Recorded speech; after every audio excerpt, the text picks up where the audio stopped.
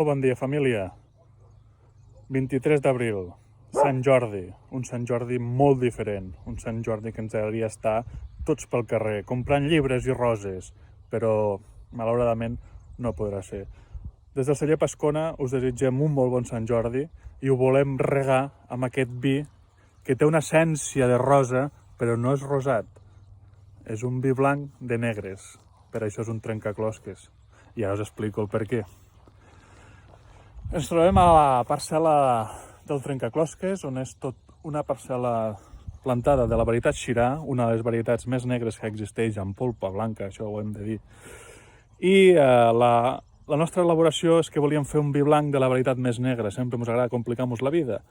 Però si no ens compliquem la vida, després les coses no són xules. És que ens hem de complicar la vida perquè siguin més divertides, no? Doncs el resultat va ser això. És un vi amb aquesta coloració rosada, salmonada, però que de rosat només té el color.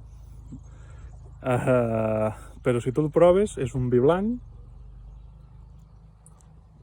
té una entrada molt fresca, té una entrada molt viva, després té un pas de boca molt refrescant, en el qual te dona una sensació de lividesa, una sensació de prendre més vi, ¿vale? Perquè és com si fos un aperitiu, ¿vale? És un vi que te limpia la boca completament.